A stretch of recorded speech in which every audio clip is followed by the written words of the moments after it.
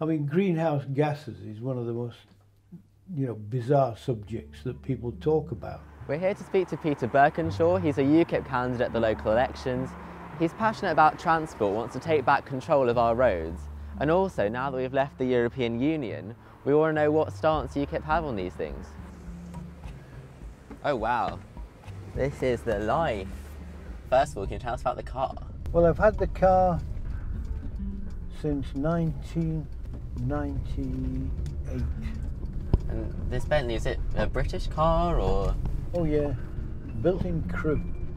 I'm a UKIP candidate because I think the council is not always responsive to the real needs of the people who live here. It's not the council's job to tell people how they should want to travel. They seem to be quite hostile to motorised transport and in favour of things like cycling groups. See the cyclists there riding on the pavement, right? See, there's a bus lane here which is taking up half the road space, totally pointlessly.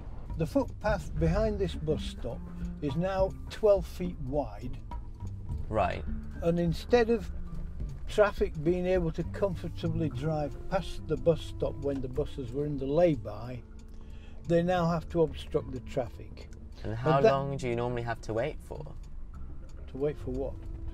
Sorry. To wait for the bus to get going again? Well, no time at all. The cycle lanes are too wide. You know, the world is not just full of young people who are fit to ride bikes. But there must be some people who drive who could be cycling. I don't agree. Why must they? That's just a big presumption.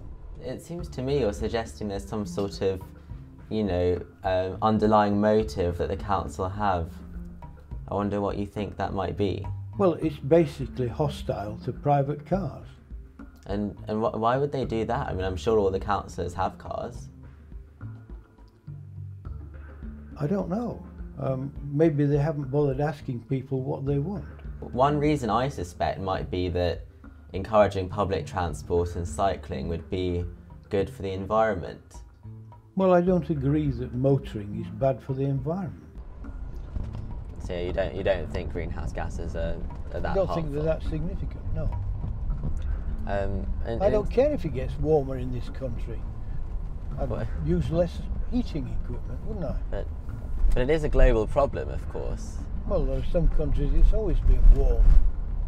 You read about islands that could potentially be wiped out by rising sea levels, animals losing their habitats. Do you believe those stories?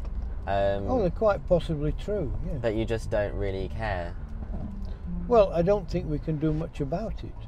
If we all stopped burning coal, oil, gas tomorrow, the planet will continue to get warmer for the next 200 years because the amount of CO2 that's already in the atmosphere.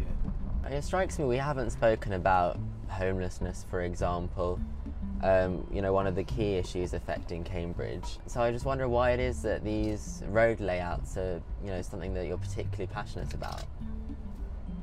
Well, possibly because I'm more aware of them.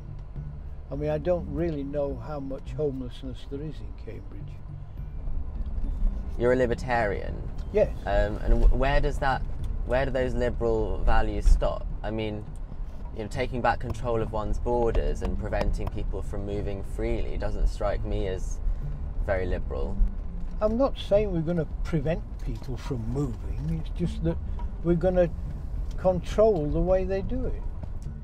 I think in the past we've had a lot of kind of European immigrants who came here just to see if they could find a job.